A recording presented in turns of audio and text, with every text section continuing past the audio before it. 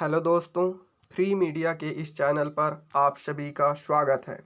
आज हम बात करेंगे हालात बिगाड़ता चीन। लद्दाख में वास्तविक नियंत्रण रेखा पर चीनी सेना की आक्रामक हरकतें जिस तरह बढ़ती जा रही है, उससे यही स्पष्ट हो रहा है कि चीन कपट के साथ उन्माद से भी ग्रस्त हो गया है। उसकी सेना सीमा पर यथास्थिति बदलने की कोशिश भी कर रही है और यह ढोंग भी कर रही है कि वह संयम का परिचय दे रही है।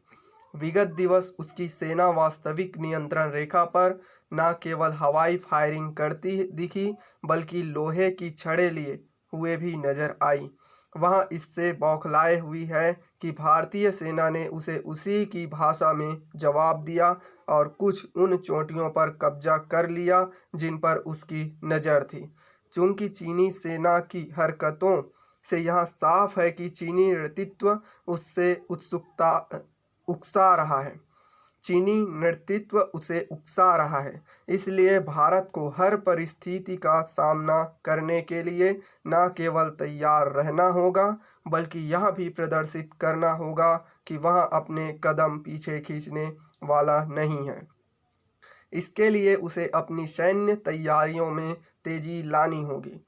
यह तैयारी ऐसी होनी चाहिए कि टकराव की स्थिति में चीन भारतीय सेना की मारक क्षमता का अनुमान भी न लगा सके।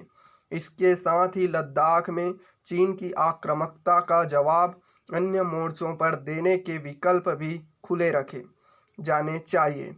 ये विकल्प हिंद महासागर में भी खुले रखे जाने चाहिए, जहां से बड़ी संख्या में चीनी मालवाहक जहाज गुजरते हैं।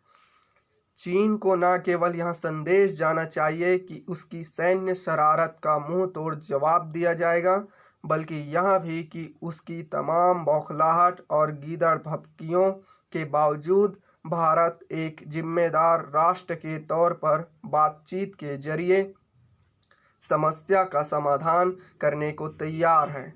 यह संदेश विश्व समुदाय को भी दिया जाना चाहिए ताकि उसका ध्यान चीन की बदनीयती की ओर खींचा जा सके। बातचीत के जरिए समस्या समाधान की प्रतिबद्धता जताने के साथ साथ चीन के समक्ष यह भी स्पष्ट करना जरूरी है कि उसका यह स्वांग चलने वाला नहीं कि उसके कब्जे वाली जमीन तो उसकी और शेष पर बातचीत संभव है। चीन के साथ कोई भी बातचीत उसकी शर्तों पर कदापि नहीं होनी चाहिए। चीन को दबाव में लेने के लिए अब यह भी आवश्यक हो गया है कि भारत उसके कब्जे वाले अपने इलाके को लेकर अपना दावा नए सिरे से रेखांकित करे। इसी तरह यदि चीन अरुणाचल प्रदेश को भारतीय हिस्सा मानने से इनकार करता है, तो भारत के लिए भी यह सर्वथा उचित होगा कि वह तिब्बत पर चीन के कब्जे को अवैध बताने में संकोच न करे।